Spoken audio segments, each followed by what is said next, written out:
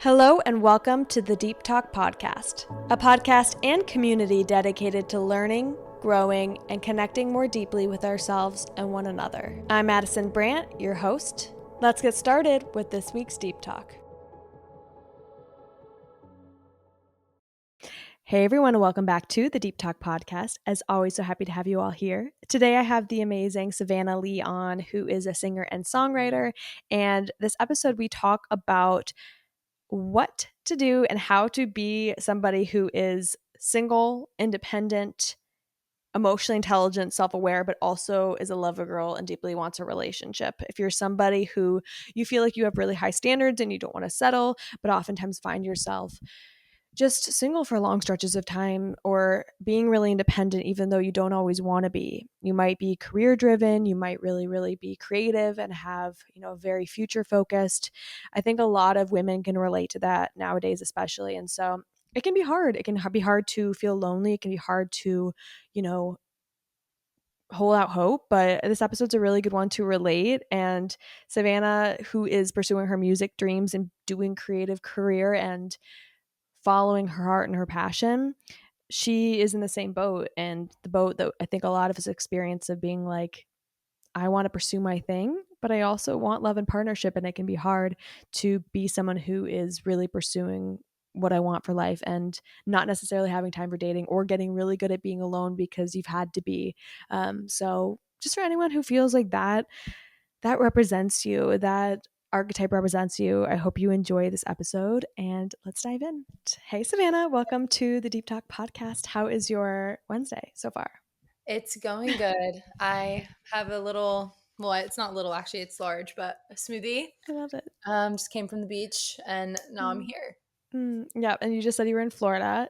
Have you been just like when you go home, are you very like in vacation mode or are you in still like your regular mode of life? I would like to think I'm in vacation mode most of the Yeah. time. But I'm definitely not just because I feel like music is like a very on the clock all the time type thing. Like I was on the beach and Yeah. my manager called me like 3 times while I was laying down. So it's just one of those like things. But at the same time, like you're still able to like, be done in the call and then you're at the beach, right? So Yeah. it's kind of a mix of the two, I feel like. Are you like very scheduled then with music? Like what does your like life look like? I know nothing about Yeah. that world and honestly I don't even think I've had a singer on here. So it's like very new to me. Yeah, yeah. It's pretty it's interesting. I feel like it just kind of depends where you're at. I think like really early on it was like me being the person that kind of was in charge of all my like scheduling and just like booking myself Yeah. as much as I could with Yeah. anything that like made sense for, what I was going for in terms of goals or just like career Mhm. stuff. But yeah, over the years it's definitely picked up into more of like a regimented thing or like whether it's like a touring schedule or just like deadlines and things you need to accomplish. Like you kind of know those things going into the week. But yeah, my Yeah. calendar is shared with like 4 people. So it's not just me. We're all in there making plans and yeah, just kind of making a schedule for the next few months based off, music releases and all the things. Are you on tour right now? I'm not. Not on I'm tour. not. I Okay. just got off a week run in when was it actually? Very recently. Like mid June, end of June. So, and then yeah, I went to Nashville for like a week and then Fun. got my stuff and packed and now I'm in Florida. Are you like doing like are you like on a tour bus? Like I literally am like, are you flying? Like No, no bus. It's very okay. much been the first couple times it was just like my sister was about to sell her car, so we took her like Mhm. Jeep the first run. That was like a longer stint. I mean, Yeah. most of the time if it's like short runs or just like one show come back kind of thing, Mhm. we fly depending where it is. But if it's like a tour, which we've done a couple of now, we'll Mhm. do like a bus, not like a bus, but like a minivan type Yeah. vibe.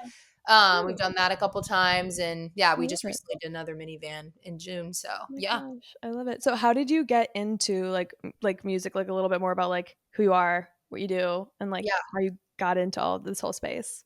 Um, well, my name is Savannah. Yes. My artist name is Savanna Leigh. I'm 25. I live in Nashville now, but I grew up in Tampa, which is where I'm at right now. Mhm. Yeah, I've lived in Nashville for like 6-ish years. But I grew up in just like a very musical home, and my dad was an artist when I was a kid. He was traveling between here and Nashville Yeah. And then my grandma, on that same side of the family, like ran a singing theater acting company out of Georgia that she like, Ooh. yeah, did for a really long time. So just like a lot of musical people on my dad's side. And then just being surrounded by that, I think from like when I was born, I think is when like he was still doing the music thing until I was about like 7 or 8. Mhm. Um, and then he came back from doing Nashville, like pursuing the career as like a full-time thing. And then also just had a band in like a local local Florida band for like 10 Cool. years.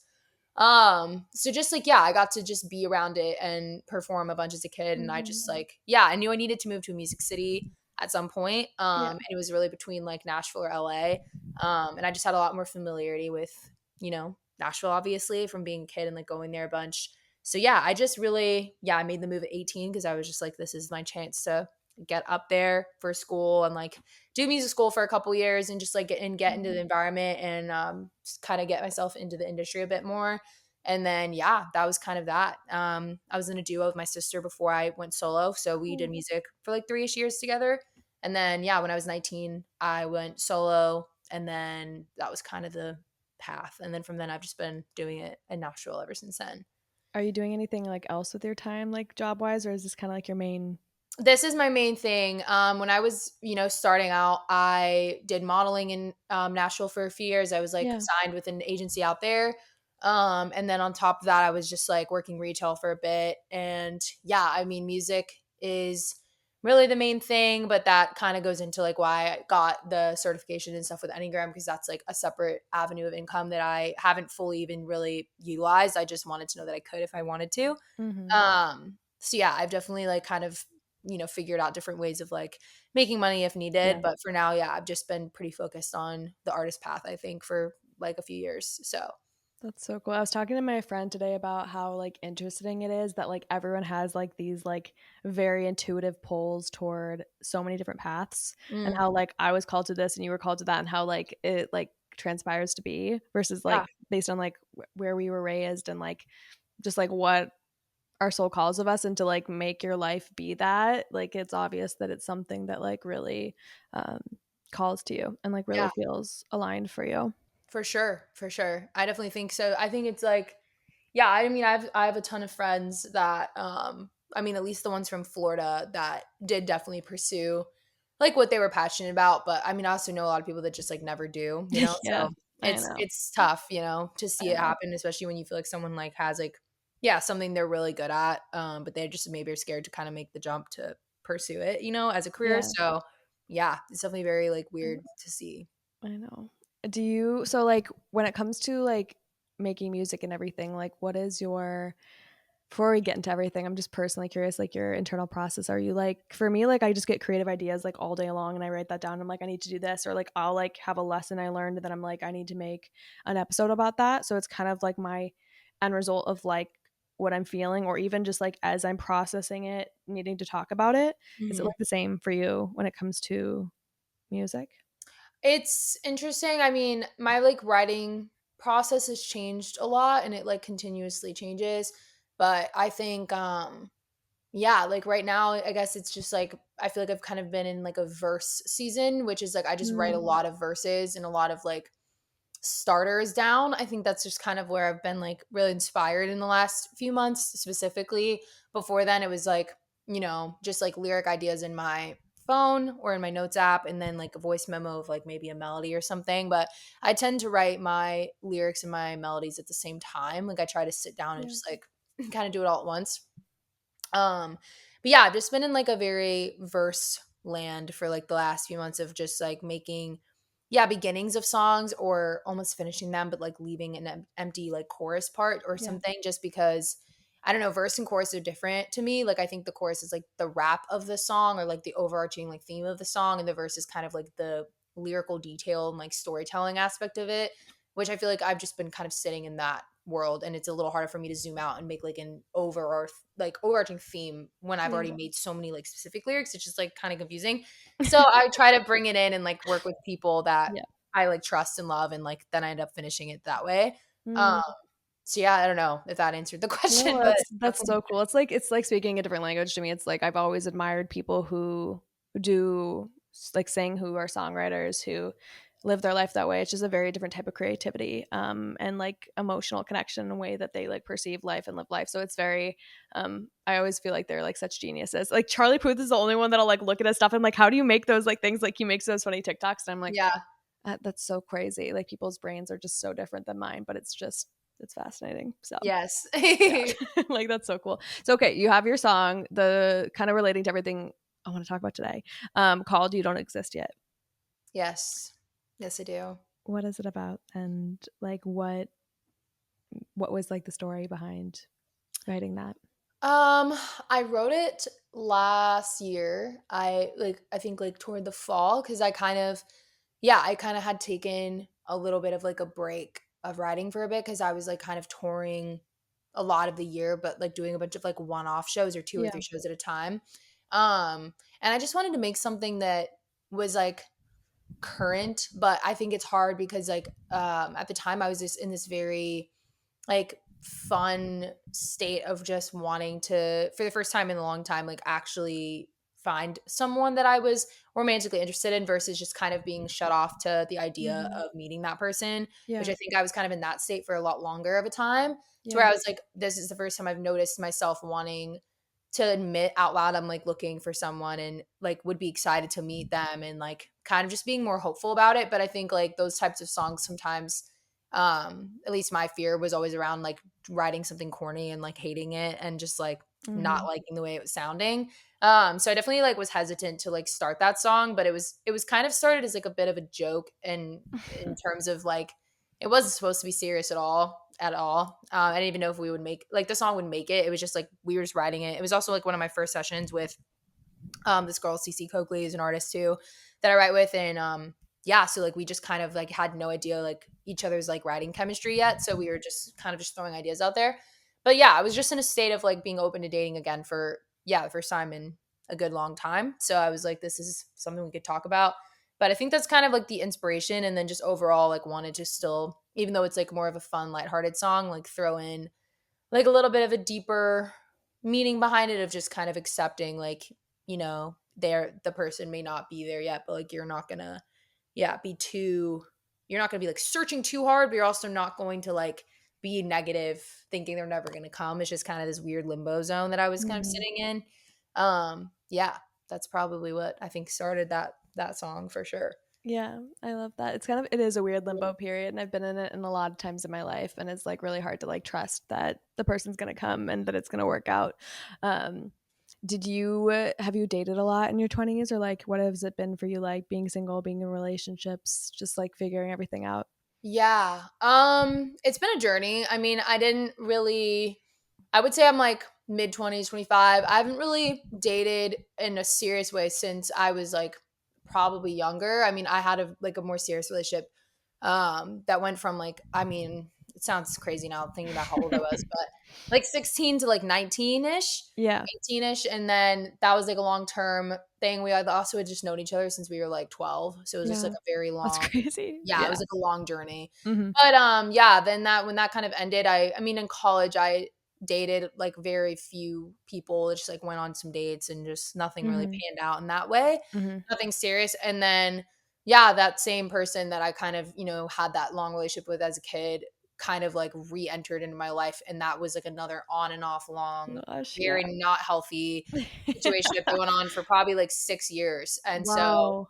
yeah, I feel like that kind of really occupied a lot of my capacity. I think too, like, especially with like my personality, I think dating was always something I was hesitant to do in the first place. And like I was never like a relationship type person or just like didn't really feel like the urge to do that. Yeah. So if I did invest in someone or got emotionally invested in a person, then it was kind of like I would almost like hold on way longer and for like out of no reason, but just like I felt like I didn't want to have to kind of go through the whole process again because it was really hard for me to get Yeah. there in the first place. But I think too, it's like when you have like a first real relationship, first love type situation, it kind of like it's something you have to almost like find a way to close the chapter. And sometimes it just takes sadly a long time to like get to that point where you're just like, yeah, this is actually not the person, but you just like genuinely believe that like somehow it is. It was one of those situations for a long time, but I do think that that is a big reason that I spent a lot of my 20s either like mentally occupied. Even if I was technically single, I was still like attached in that way, or just like actually back and forth with that same person. So yeah, I would say the last year and a half, it's like the first time I, that relationship was fully shut down and like closed doored and like Yeah. everything, to where I was able to kind of move on and also perceive myself and what I'm looking Yeah. for in a very more serious, like honest way, I guess. So yeah, I mean, I've dated in the last year and a half bit more, but not like Yeah. probably as much as like a normal person probably dates. I Yeah. feel like, yeah, I'm just Yeah. pretty not the datey type, I guess. I'm curious about that, like, because I feel like everyone runs so different. Like, I have friends that, like, right when they get out of a relationship, they're in a new one, and I'm like, "How did you even find them? Like, what are you even doing?" And then I have other friends who are, like, so chronically single, and they're, like, literally been single their whole lives, like, aren't really searching, don't really care, and I feel like I kind of fall somewhere in the spectrum of that, but, like, why are you not a dating type? Like, have you was it, like, childhood stuff or just, like, your demeanor or, like, what? Yeah, I mean, I feel like I pretty like obsessed with understanding myself, which sometimes can get to a Same. level where Yeah. you're like a freak about it. Agree. And I'm pretty much that person. So Yeah. I don't know. I would say like I by nature, before I knew anything about like my personality or any of that, I feel Yeah. like I was just very independent as a kid and like a little bit um like I don't know, it sounds like a weird thing to say, but just not like your typical in terms of like energy, feminine energy. It was very like more of like a little bit of a more masculine energy. So I was just kind of like, I don't need anyone. I need to like focus on myself. Or like in high school, it was like I need to focus on my sports because I was like an athlete, and I need to focus on my choir that like was like really important to me because that choir was like one of the best in our Mhm. state, and it helped me get into music school. So I just like kind of Yeah. was very like focused on that, and just kind of like if someone comes along, like they really have to like spark my interest. Like I just was very also always that kid too that had like very specific type. Like I was Yeah. my standards were like really high, which Yeah. it sounds so funny to say that as a young person. You're just kind of like, yeah, I was very particular. And sometimes it was like to a level I was like, well, that's a little crazy. But yeah, I don't know. I just was like a little bit tough to crack in that way. I think emotionally I just kind of like kept myself very like guarded and protected, and Mhm. kind of viewed relationships as like a waste of my time. And this is like younger version of me. So I think that was kind of where that came from. And then as an adult, it was more like same thing, but without the negative like perception of dating. It was more just like I don't have a lot of time, and it's like I was never someone that wanted to get on the dating apps, and like I was just like, for a long time really like I don't want to have to go that route. Like I would rather meet someone in person, and just like hyper focused on music, and this job Mhm. just takes it a lot out of you, and it is very like chaotic in terms of like your schedule and money and like trying to get secure in those things and like feel good about where you're at. And I just like, yeah, really didn't want to have like a person that I cared about and then me like not making them feel prioritized, because I'm like Yeah. can't really fully prioritize relationship right now. So it was almost like I needed someone else. It was also really career oriented too, Yeah. which at the time is hard to find in your early 20s too. Like I wasn't in school once Mhm. COVID happened. So I was like 20 at the time that I left school Yeah. to do music full time. So yeah, I was also like I'm 20 and I feel like I'm like 40 the way I'm like perceiving my life, and no Yeah. guys like in this mindset. Yeah, so there was just like a lot of things at the time. And also Nashville, the dating pool in Nashville is really just awful and tiny and Yeah. terrible. So I just didn't have a lot of luck in that. And I was also, like I said, I just wasn't looking. I was just kind of like, if that happens, it happens. And yeah, I just don't want another relationship, probably out of fear of repeating, The the past. pain of the first one, so that went on for so many years that I was just like, I don't need this right now. But I do think I've like, yeah, I feel like I've worked on a little bit of those mindsets around it, but that was kind of, I think, what like kept me very single for a long time, if that makes sense. Yeah, I think it's a hard balance. I don't know if you feel this, but like there's definitely like this deep like pressure from society of like to find your person and to find them in your 20s, and especially for women, and like Yeah. to have that kind of a life. But I would love to know your thoughts around this too, because I feel like I struggle with this of just being like my heart is so much in like my career. I feel like I have masculine energy in that way where like what I'm building and I'm so focused on that really limits time. So it's kind of like hard sometimes to like fit in with what other people are doing, because you're kind of on this very independent track that like I don't think a lot of, I don't know, women feel like, Yeah. like part of society of just being like, I'm gonna follow my career, I'm gonna be independent, I'm gonna do my thing. It can feel like you're kind of different, but it's also like I feel like that's what I'm supposed to be doing with my life. So it's kind Yeah. of a weird tug of war I feel too. Yeah.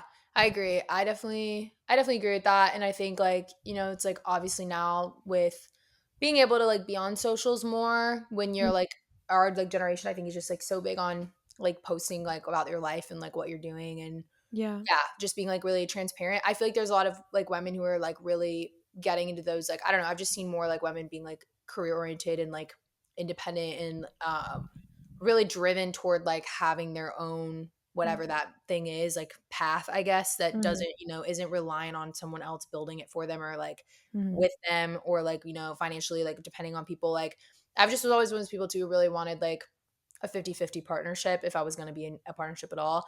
And someone that just like kind of didn't expect any type of like things on me, like whether that was like Yeah. we want eventually like want you to, get married by this age or like, do you want to be a mom by this age? And like, are you going to be like not working? And it's like, that was just like never my Yeah. vibe. And being in Nashville, that's been tricky too, just because it's like very Yeah. much a very particular dating scene down there. And like people were getting married in my freshman year of college. Like it was crazy. Yeah. So I don't know. I was just like, I've always just been very like pro women in terms of do whatever you want. Like if you want to be a stay-at-home mom, then like that's amazing. And if you don't, you also shouldn't feel pressured to do that. And it's like that kind of thing where I was just like, I really want someone like a man that can kind of champion me in who I am as a person and like the type of career that like you were saying, like is a little bit more solo, a little bit more like can be lonely at times and like Yeah. hard for other people to relate to because it's creative and it's entrepreneurial. And it's just, yeah, it's not always like the easiest path. So not having someone who's supporting you like makes it 10 times harder. So yeah, just kind of I totally hear that. And that was like a huge, yeah, still something I'm looking for even now, but like that's like a requirement, I think, for me versus like maybe as a younger person, I didn't really realize like how hard it would be to find. Yeah. I've gotten like more clear, it seems like, as you've gotten older about like what you're looking for. Yeah, for Yeah. sure. Yeah. How do you deal with like feeling, I guess, lonely or unclear about the path with that stuff? Yeah, I don't know. I mean, it's like a consistent, it's like a constant thing that you're always kind of Mm. like dealing with. I feel like at least for me, but a lot of the loneliness that comes with this job is also like being someone that's kind of not maybe as open as you should be with the people around that like you have in your life. Like community is Yeah. so important. And there was like a really long period of time where I would like just kind of like have my friends from home that I've known since I was younger, but like obviously they all live in different places now. Yeah. Like, either Totally. they're in Florida or they're not, definitely in Nashville. And I just kind of kept those relationships alive and definitely dedicate a lot of time to that and Mhm. wasn't as open to friendships in Nashville at the time. That's changed a little bit now for sure. But I was just kind of, yeah, feeling really isolated there and also didn't really care about that because I was like, well, I already have enough friends. Like it was like I just am Yeah. not one of those people who wants like big amounts of friend groups. I was always like very like, Mhm. okay, well, I already have enough people who know me and I trust them and I don't need any more added in.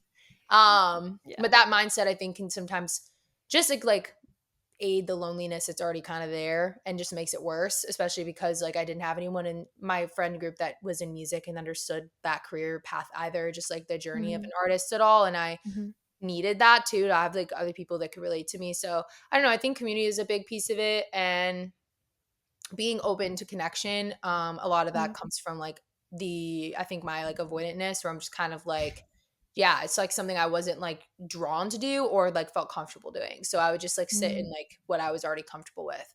But definitely, yeah, being open to connection is like the biggest thing that's helped with Yeah. like that whole part of it, I think. Yeah. I think it's hard too, like when you mentioned about like having high standards. And I think I relate to that a lot. Like, I think the more on the spiritual evolution path you are of like deeply like seeking your own self and understanding, it kind of, it makes connection harder. You have like different standards for yourself and for others in the way that you relate. Um, and definitely makes like dating hard, I find as well. Hmm. Yeah. Well, then you know too much. That's what I always say. I'm like, I know too much about myself. I know too much about this other person. And now I'm like, yeah, I just want them to know. I also want them to want to know. Like, that's a huge piece of Mhm. it. Is I really want to date someone that like is emotionally intelligent because that's like it is such a big part of life too. And it's not something that just like you're not just like born with it. Like it's truly a skill that's learned and like Yeah. developed. And like if you're not working on those things or you don't want to know, like a lot of people just don't want to know about Mhm. what's going on with them or with the people around them. And like to Yeah. me, that's just like a very hard mindset for me to grasp, I guess. or Yeah. to like relate to at all, especially when I am someone that is like almost borderline obsessed with like personalities and understanding myself. To where Yeah. sometimes I'm like, I need someone to be like, okay, like you don't need to overanalyze everything for sure. Like that's a healthy thing. But if they're like, I don't want to know anything, like then that's also not going to work. You know what I mean? So Yeah. Did yeah. you do the Enneagram? Do you do like astrology, everything, or is it just like do you know all those things like Myers Briggs? Like, are you human design?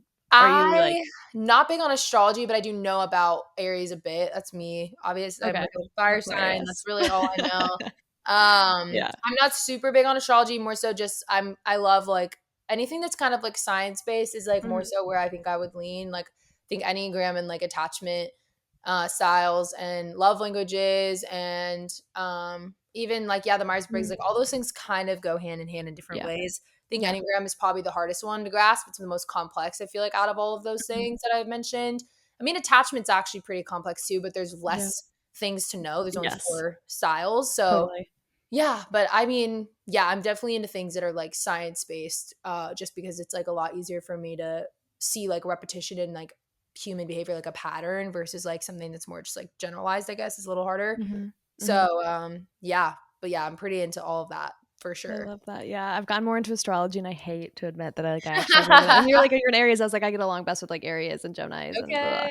blah, which I was like so funny. That's funny. What made you like obsessed with like understanding yourself? Do you think it's just kind of like a fundamental part of who you are? Because for me, it's like I honestly couldn't. I don't know. I just like am.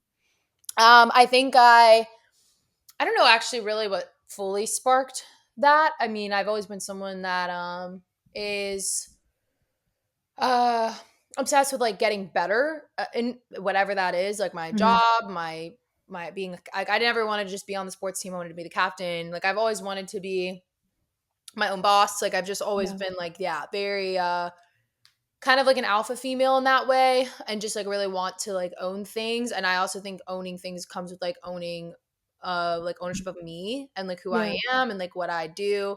And if I want to be a leader, how do I be the best leader I can be and like treat people the best, like, care and respect I can if they're like working for me and just like yeah, just being like responsible for those things. I think it's like being responsible for yourself is important. And Yeah. I think I was always like that, but I didn't really perceive uh mental health and like growth and like understanding myself as that yet until I was probably like 20. Because I mean, Yeah. during COVID, I was 20 years old and I was sitting in this room for like a long time. I came back to Florida for the year during that span of time Yeah. where like my classes kind of went online. Yeah. And I just really was here and I had so much time on my hands and like kind of goes back to that productivity standpoint too of like I need to be doing something that is elevating my life every day. If I Yeah. whatever it is, it needs to be something. I can't just Mhm. sit down and just like waste time. It like actually drives me nuts.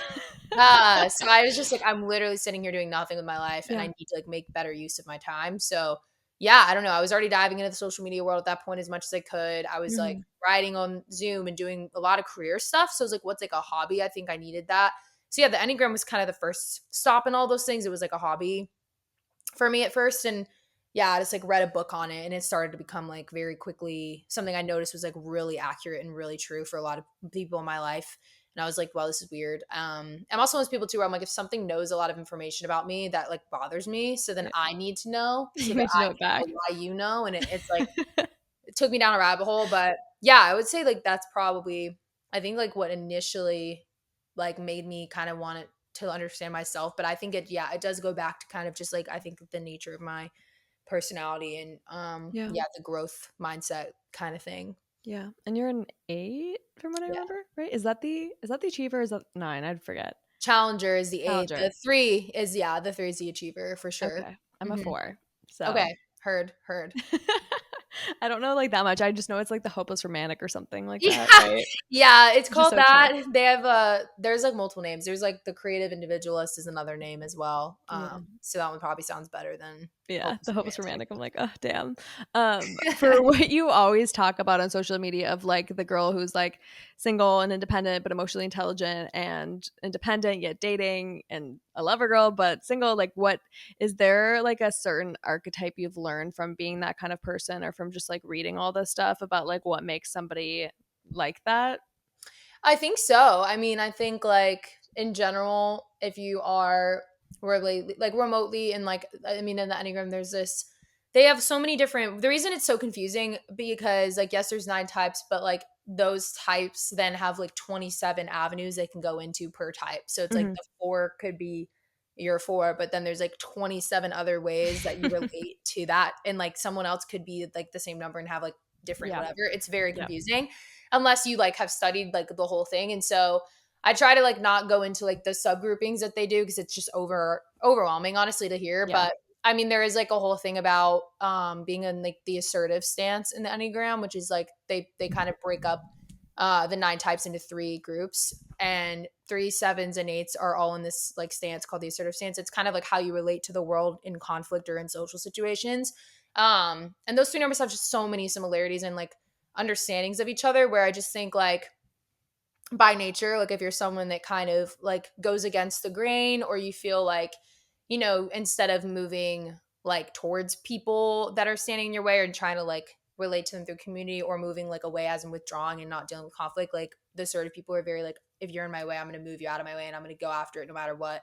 And like you like can't stand in my way. Like that kind of mindset can be good and bad, of course. But those types of personalities are also just very like dominant and like sometimes intimidating, Mhm. sometimes like excessively career driven to a workaholism level, Mhm. and a little bit more logic driven versus emotion. Mm. And so it's just very much so like I think romantic relationships are important to someone who is like, independent and like wants that, but it's also like sometimes there's like these expectations as like a woman to, like we kind of talked about, kind of give up like something in exchange to be in a relationship. Like I have to not be career driven, or I have to not, Mm.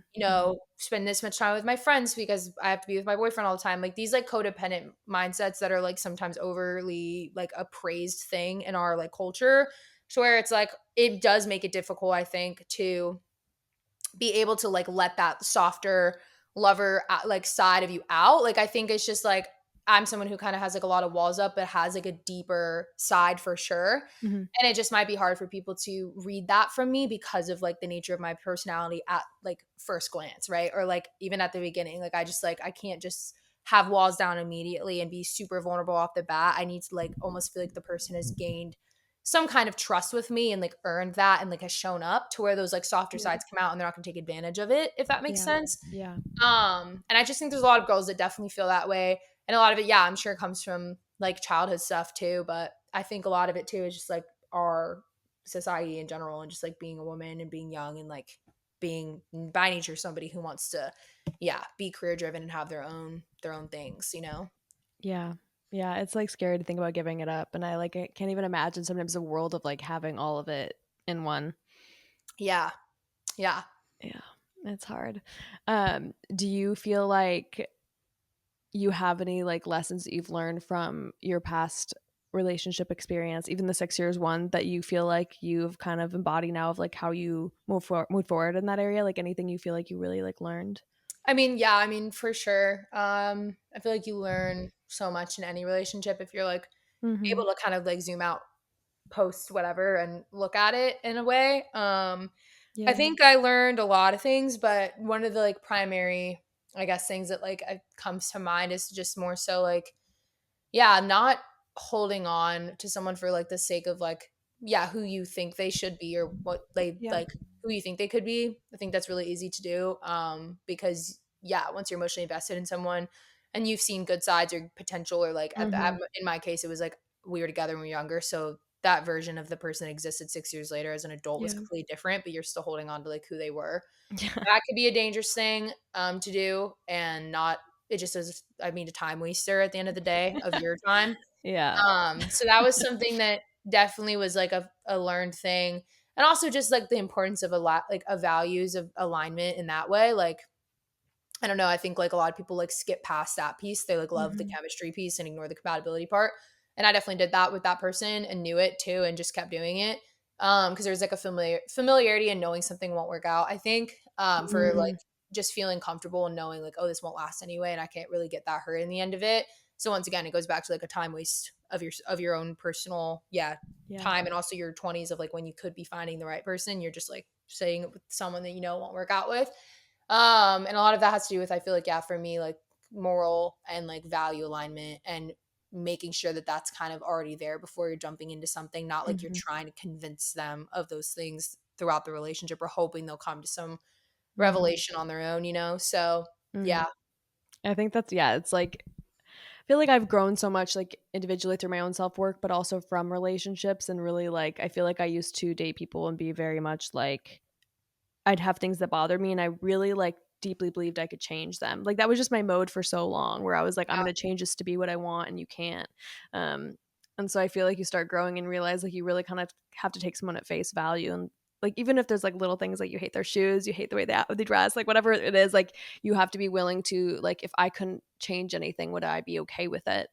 Yeah. Um and as you get older, I think you realize like at least for me, like there's not a ton of people that you feel that connection with and that chemistry with, but also that kind of meet you where you want to be met and that you Yeah. don't have to change. And Yeah. it's like you kind of have to hold out for that, even though it's hard. 100%. 100%. It's like so much more, yeah, so much more worth it and like so much more healthy, I guess, overall. You know what I mean? It's like you can't go into Yeah. something already. Yeah, that's like a big rule for me now. If I'm like, I already go into a relationship being like, I don't like this about you, like to a level where it like really bothers me. Yeah. Not just like a little thing, but something that's like really important to me, then like, yeah, I'm not gonna engage in it, you know? Yeah, totally. It's so interesting. Like I grew up thinking like I was like I'm going to find someone I'm like 23, 24 and I'm like now as I'm getting just like well, I just turned 26. Yeah. But I'm like I feel like the older I get I'm like the younger I feel and also like the more I realize I haven't known and I still like need to know. Which Yeah. is crazy. Yeah, I feel Yeah. that. I feel that for sure.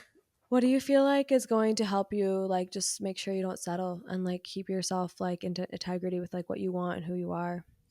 Um, Probably a good amount of things. I think like I've always kind of really had like a good like moral compass for myself and just like a Yeah. very strong will to do like what I think is the best thing for me. I'm very like yeah, once I've like kind of set my mind on something, like it's very hard to change my mind.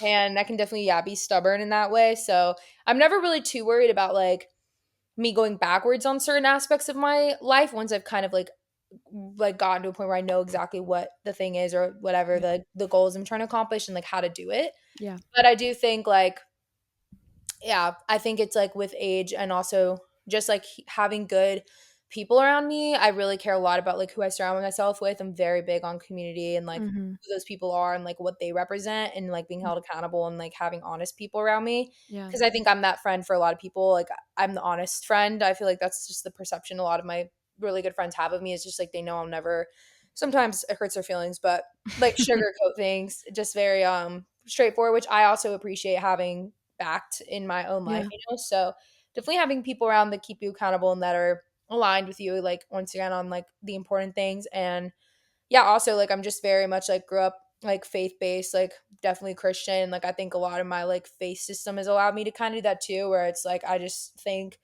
I definitely have like a viewpoint of like how I want to treat people and like the kind of Mhm. life that I want to have and like the type of yeah, like healthy relationships that I want to create and cultivate and Mhm. like what kind of person I want to be like a family, you know, raising a family with. Like those are thoughts that like didn't really matter to me when I was in my early 20s, but as a Yeah. 25 like shifting into my like back half of my 20s like I am looking for the person that like is going to be my life partner and those qualities matter, so Yeah. kind of having that to kind of also like help me feel like it's not always up to me, like it's a little bit more like you can rely on like you know your faith to drive where you're going as long as you're just like showing up and like doing the best you can and like listening to your gut and just like yeah trying to believe that whoever's meant to be will be there and you'll like know when you know kind of thing.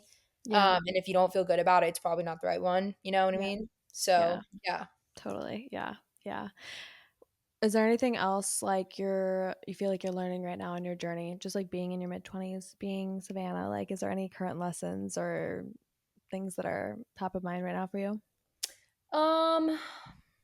I think I really working on presence. That's been like happening for a long time, like years probably, but like mainly the last year, I'd say I'm just like really future oriented.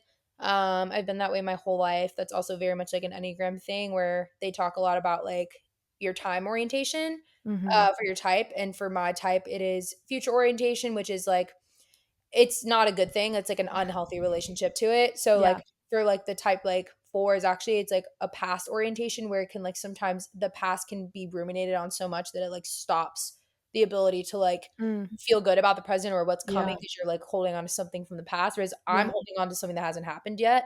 So I'm very like unhappy with what I already have because it's like it's not good enough. Like nothing's ever good enough. Yes. And that is Yes. something that I definitely don't like about myself and definitely think needs to be fixed. And it can be fixed. It's just very hard for me to fix because I think everybody kind of struggles with wanting like something in the future, but it's like truly like a consistent every single second of the day problem to where you will get opportunities that you really wanted a month ago and it doesn't matter the second it happens because you're already looking to the next thing, which truly just means you're not going to ever be satisfied with what you have. Mm-hmm.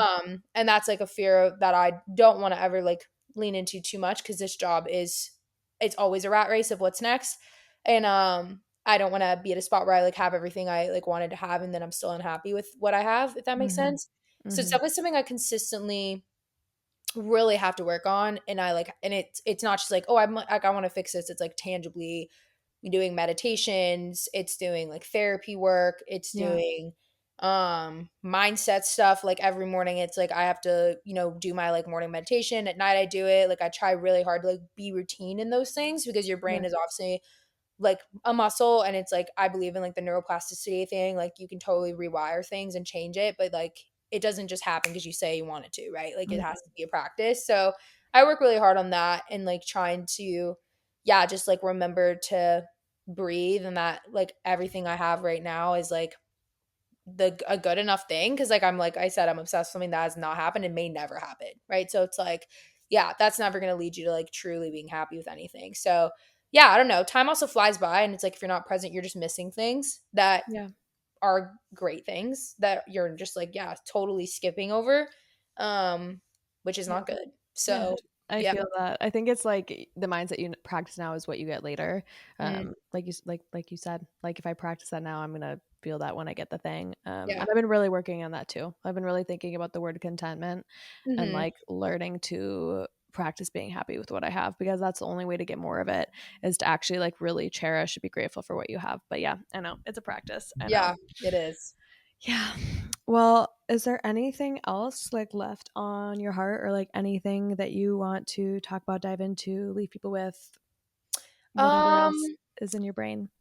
I don't know. Honestly, there's just too much in the world of everything and just in general. But I yeah, I know. don't know. I think I'm like definitely, I don't know. I think I'm more so like in a phase now of just like wanting with the new everything I'm like currently trying to do in terms of not only my music stuff, but outside of that is just like finding ways to integrate like hobbies of mine and Mhm. things that are important to me into my career and into the brand that I want to build. I don't ever just like want to be like songwriter only and like that's the end of the story. Like I think like if you want to, do something in the like a creative way and a career path, it's like kind of the intention behind it and like for me a Yeah. lot of the time it's always just been like making impact and feeling like you can maybe like bring awareness to someone in a Hmm. way that like maybe they wouldn't have like known or heard about or whatever that is, whether that's through a song and like what you're saying lyrically or whether it's like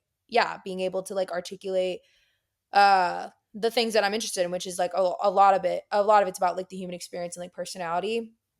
And I think it's like really helpful once you know those things. And sometimes it's just like Hmm. overwhelming when you're just like, well, I wish I knew what that was, but like that's so much information. A lot of people are just like, you know what I mean? So Yeah. then it's like the people that are obsessed with information, it's like good because that's like your time to like kind of, yeah, be able to articulate those things. So I don't know. I definitely think with this project and like the songs that are coming out, making sure that I kind of understand the version of me that existed when I made those like songs and like the kind of the whys behind my actions and like what I was going through and then hopefully articulating that on both ends like through the song and through like you obviously know like through my TikTok and talking about those things because I think that is yeah what's important to me. I think it like from both ends like whoever's listening and like whoever's looking at my stuff can like kind of have an understanding whether it's yeah through like verbally or just like through the song. So Yeah. definitely want to continue on that and making sure that's like a part of yeah all the music that I'm making and like if I can't explain the song I shouldn't put it out because it's like so much of your music is marketing yourself and finding your audience and if you can't find them it's probably because you don't know yourself too well, Yeah. you know. Who you're talking to. Yeah. Yeah.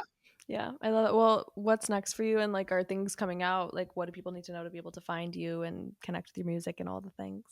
Lots are coming. Lots are coming, which is songs, I guess. Lots of things are coming. Hopefully, going back out on the road. I do have some summer shows with an artist named Isha Tawari. She's like Australian. We're doing a couple days together. We're doing like Nashville and Atlanta in the summer. So that's really exciting for me just because I love her music and like her audience is really awesome so far. And just like, yeah, it'll be really fun shows. But before then, I'm going to be releasing my next song called Tightrope that comes out while I'm in London. And it's, yeah, all like the video and all the things and the content will all be like very London esque, which is really exciting just because I've never been to London. And I just feel like Mm, really fits like the goal and vision of the song. You know what I mean? So yeah. yeah, just like have that, which is a very special and important song, I guess, to me specifically, more so than anyone else like on my team or anything. It's just like a very personal one for me. Hmm. And kind of odes back to I think like my older music that's very emotional. Like a lot of my singles this year are kind of fun and like lighthearted and like different side of my personality, but this one kind of feels more like my older stuff, but just a newer version of it, I guess. Yeah. Hopefully a more matured version. So yeah, I'm excited about that. And then yeah, hoping to go back out on the road in like the fall. But everything is yeah under my name, Savannah with no H. That's for the people with the H. And my middle name is Lee, so Leigh. But everything is yeah all over the place with that I everywhere. love that. Also, my middle name is Lee, Leigh too. So I should have said that at the Okay. beginning. Oh, I love I was that. like, that's very cool. Well, thank you for being here and sharing so much about your story and being vulnerable. I know you mentioned that that can be something that takes time for you to feel like you can open up and do that. So I appreciate you doing that at all For here. sure. For sure. And I think it'll help a lot of just like women who are pursuing their careers and who are creative, like, and finding themselves feel like more confident in their archetype and who they are and figuring it all out. So, For sure. yeah, I thank love you so that. much. Thank you. Thanks Yeah, for having me. thank you.